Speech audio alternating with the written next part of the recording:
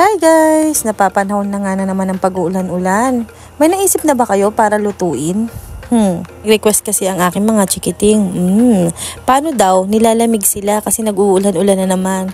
Sa isip ko, paano nga ba silang hindi lalamigin? Maghapon naman silang nasa aircon. Nya!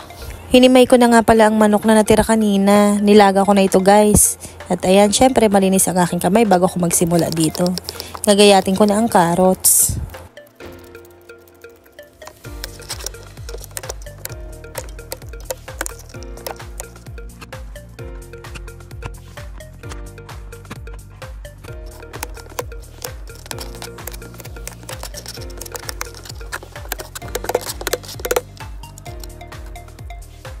Hindi na nga pala ako gagamit ng repolyo guys sa pagluluto at hotdog. Kung ano na lang ang meron dito sa bahay, yun na lang ang gagamitin ko.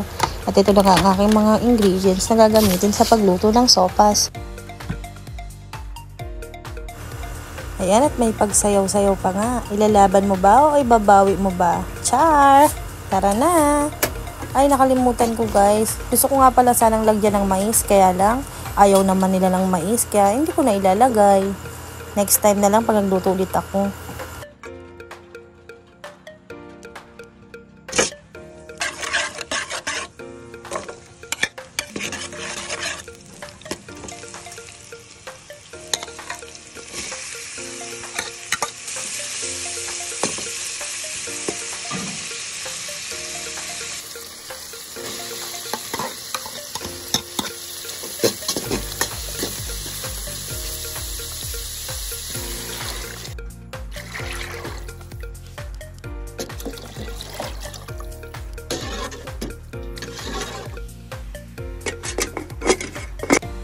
Ayan guys, at kumulo na. Pwede nang ilagay ang macaroni.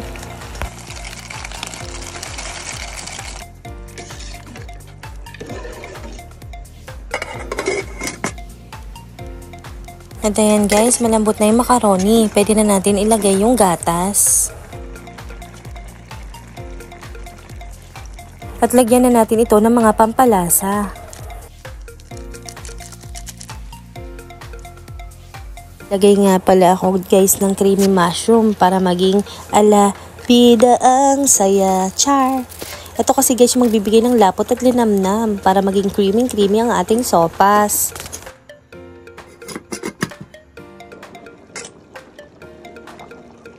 O diba guys, grabe ka creamy. Yum! Matutuwa na naman ang mga kids ko neto.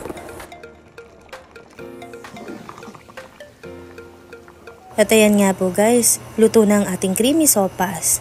Tara na po at ng ating matikman. Naglagay na nga rin pala ako dito guys ng nilagang itlog. Tikiman na tayo guys. Salamat po sa panonood sa aking mga videos. Bye bye! Mwah!